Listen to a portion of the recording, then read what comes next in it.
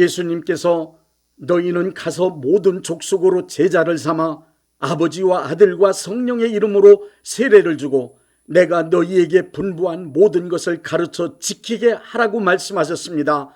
마태복음 28장 19절부터 20절에 기록된 이 말씀은 복음을 전하라고 우리에게 내리신 예수님의 지상 명령입니다. 성령이 너희에게 임하시면 너희가 권능을 받고 땅끝까지 이르러 내 증인이 되리라고 하신 사도행전 1장 8절 그 말씀 그대로 오순절날 성령님이 임하심을 경험한 예수님의 제자들은 모두 복음을 전하는 예수님의 증인으로 살았습니다.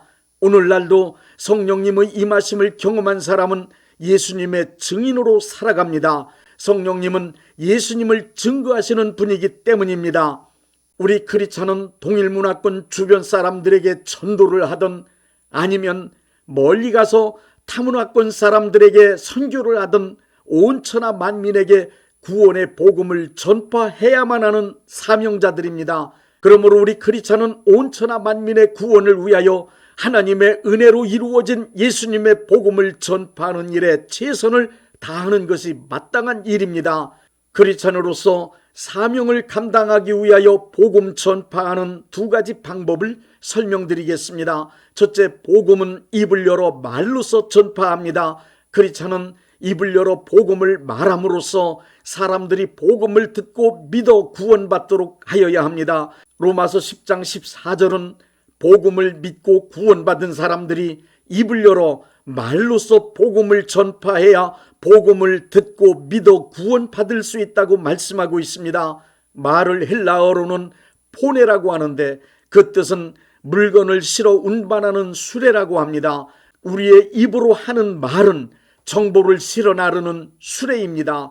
내가 입을 열어 말하면 그것은 단순히 소리로 끝나지 않고 말소리에 정보가 실려 운반됩니다. 예수님의 복음은 모든 사람을 구원할 수 있는 귀하고 위대한 정보입니다.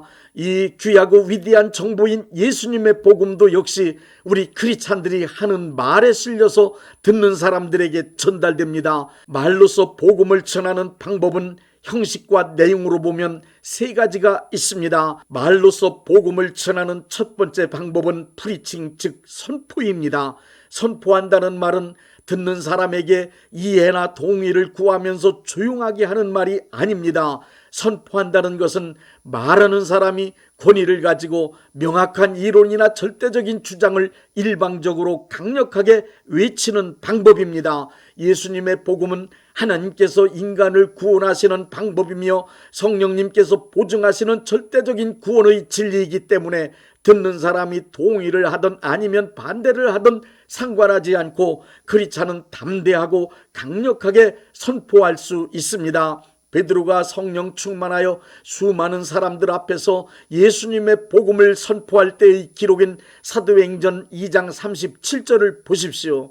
베드로가 선포하는 복음을 듣고 마음에 찔려 베드로와 다른 사도들에게 형제들아 우리가 어찌할꼬 하며 3,000명이 가슴을 치며 회개하고 구원받는 역사가 일어났습니다. 말로 복음을 전하는 두 번째 방법은 티칭, 즉 가르치는 것입니다. 구원의 도리인 예수님의 복음을 잘 설명하여 이해할 수 있도록 가르쳐서 믿을 수 있게 하는 것 역시 복음 전파의 귀중한 방법입니다. 느헤미야 8장 8절부터 9절의 제사장 에스라가 한 일을 보십시오.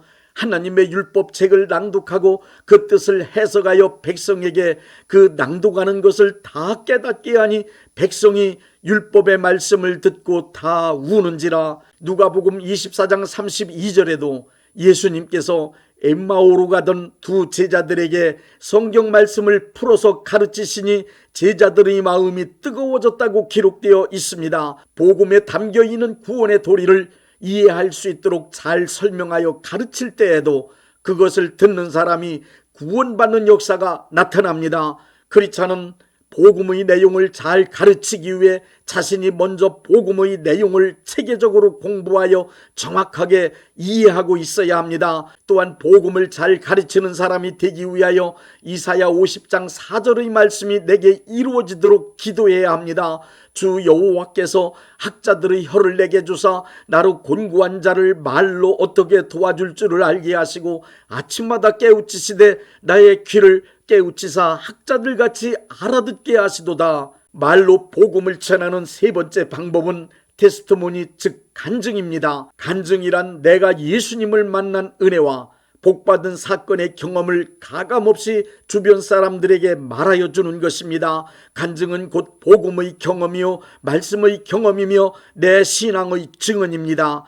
자신이 경험한 은혜와 믿음의 결과로 얻은 일들을 간증하면 듣는 사람이 믿음을 얻음과 동시에 간증한 사람이 받은 것과 동일한 은혜와 복을 받게 됩니다.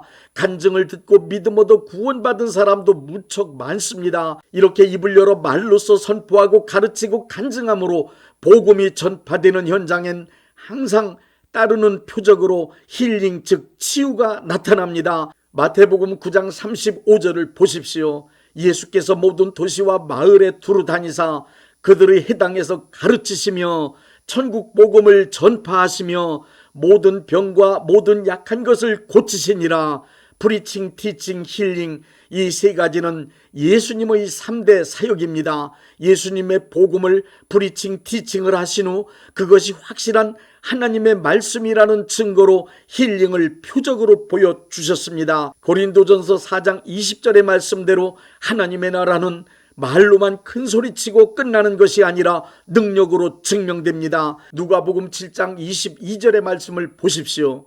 예수께서 대답하여 이르시되 너희가 가서 보고 들은 것을 요한에게 알리되 맹인이 보며 못 걷는 사람이 걸으며 나병 환자가 깨끗함을 받으며 귀먹은 사람이 들으며 죽은 자가 살아나며 가난한 자에게 복음이 전파된다 하라. 이것은 사역의 모범을 보여주신 예수님이 만드신 전례입니다. 오늘날도 마찬가지로 선포하고 가르치고 간증으로 복음을 전파하는 사람들은 언제 어디서든지 병든 자에게 손을 얹고 기도하는 치유 사역을 해야 합니다. 그러면 믿는 자들에게 따르는 표적으로 예수님께서 약속하신 치유가 나타납니다. 예수님의 복음이 전파되는 현장엔 성령님이 함께 하시며 역사하시기 때문입니다. 둘째, 빛된 생활로 복음을 전파합니다. 크리스찬은 말로써 예수님을 증거할 뿐 아니라 빛된 생활을 통하여 예수님을 증거할 수 있습니다. 예수님은 크리스찬들을 세상의 빛이라 하셨습니다. 에베소서 5장 8절부터 9절에는 빛된 생활의 열매로 착함과 함께 필수적으로 동반되는 의로움과 진실함을 말씀하고 있습니다. 너희가 전에는 어둠이더니 이제는 주 안에서 빛이라. 빛의 자녀들처럼 행하라. 빛의 열매는 모든 착함과 의로움과 진실함에 있느니라. 크리스찬은 죄악으로 어두워진 이 세상을 선함과 진실함 그리고 의로움의 빛으로 비추는 사람들이 되라는 것입니다. 크리스찬의 착하고 의롭고 진실한 행동은 이 어두운 세상의 빛이 되어 예수님을 하나님의 아들과 구세주로 드러낼 수 있기 때문입니다. 그래서 기독교는 복음 전파를 위하여 구제와 함께 교육, 의료, 봉사활동 등 수많은 선하고 의롭고 진실한 행동들을 지금까지 총동원하여 실천해왔던 것입니다. 심슨이라는 사람은 말하기를 예수님은 하나님의 말씀을 인간의 행동으로 번역하신 분이라 했습니다. 인간들이 하나님의 말씀을 잘 이해할 수 없었지만 예수님께서 하나님의 말씀을 인간들이 이해할 수 있는 행동으로 실천하여 무엇이 하나님의 말씀인지 명확하게 보여주셨다는 뜻입니다. 그리고 심슨은 크리스찬이란 예수님의 말씀을 인간의 행동으로 번역하는 사람들이라고 했습니다. 그 말의 뜻은 크리스찬이란 곧 예수님의 말씀을 믿는 것에 그치지 않고 행동으로 옮겨 실천해야 하는 사람들이라는 뜻입니다. 행함이 없는 믿음은 죽은 믿음이란 말씀이 바로 그 말씀이 아니겠습니까? 크리스찬은 이 세상 사람들에게 예수님의 복음을 선한 행실의 빛, 의로운 행실의 빛, 진실한 행실의 빛으로 거룩한 행실의 빛으로 번역해서 보여줘야 하는 사람들입니다. 크리스찬으로서 자기를 지켜 세속에 물들지 아니할 뿐 아니라 선하고 의롭고 진실하게 그리고 거룩한 삶을 살아간다면 그것을 지켜보던 사람들은 분명히 감동하여 말할 것입니다.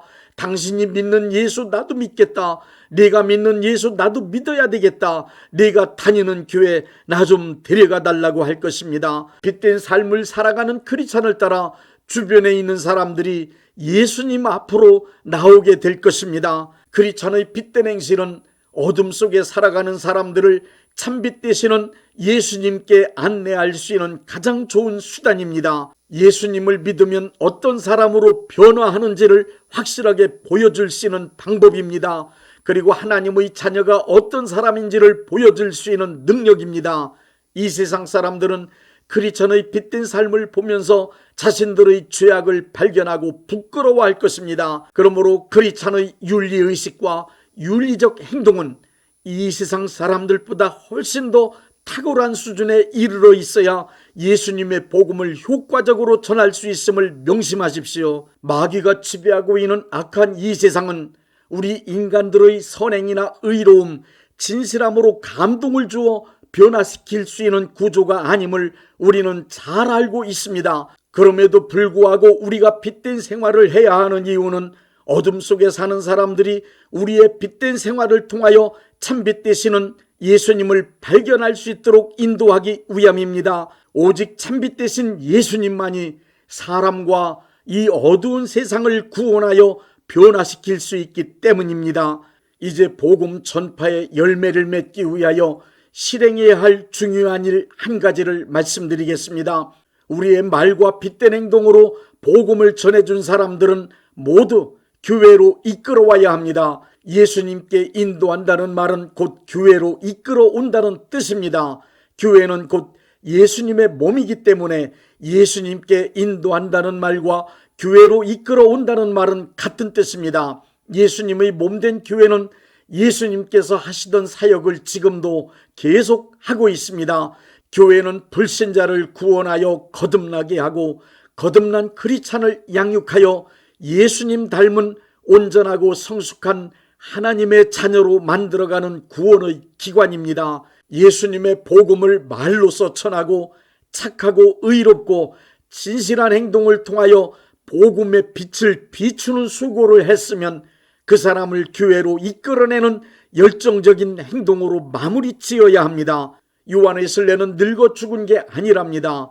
요한의 설례는 너무 열심히 복음을 전하느라 다 닳아서 죽었답니다. 요한의 설례는 너무 열심히 복음을 전하다가 다 닳아서 죽었다는 말이 맞습니다. 요한의 설례는 온 천하 만민에게 복음을 전하라는 예수님의 명령을 받들어 세계는 나의 교구라고 여기며 죽는 순간까지 쉼없이 예수님의 복음을 전했습니다. 크리스찬이라면 때를 얻든지 못 얻든지 항상 복음 전파하는 일에 힘쓰라는 디모데후서 4장 2절의 말씀을 실행해 나가야 합니다. 다니엘서 12장 3절의 말씀을 믿습니다.